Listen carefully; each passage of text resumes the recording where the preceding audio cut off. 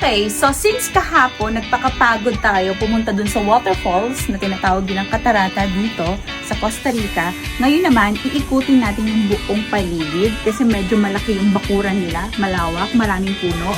Tignan natin kung ano yung mga pwede nating makuha na prutas. Let's go! Doon.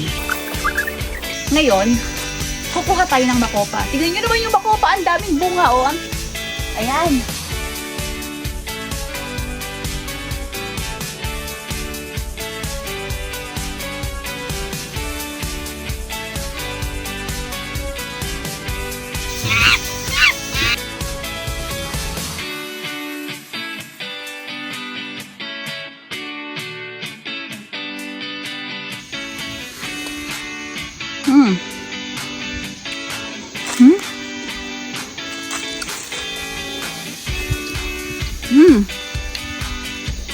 Mas juicy siya compare sa makopa ng Pilipinas.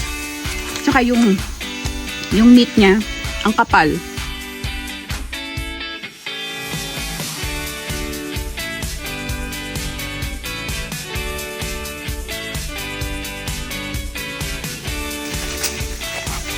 Sa Pilipinas, balimbing. Dito sa Spanish, carambola. Ay! So, pwede natin gawing juice. Or, pwede naman kakainin lang with salt. Dami na to. Actually, hindi naman tayo kukuha ng sobrang dami kasi baka hindi natin maubos. So, tama lang na pangbaon. Okay. Next, doon naman tayo sa lemon. Okay, ngayon sa lemon naman, eto. Ayan. Actually, mukha siyang dalandan, pero sa totoo lang, ito yung lemon nila dito. Ang daming bunga. So dito, dahil hindi uso yung kalamansi, ang uso sa kanila is lemon. Ito yung ginagamit ko kapag nagluluto ako ng adobo. And at the same time, pwede rin siyang gawing juice. Ang lalaki oh. Ngayon tapos na tayo sa lemon, pupunta naman tayo sa rambutan. Pero berde pa. Kaya hindi pa pwedeng kunin. Although season na ng rambutan dito, pero yung tanim nila hindi ko na masyadong kinog. Kaya kailangan pa natin maghintay. So ngayon, pupunta tayo doon sa pomelo.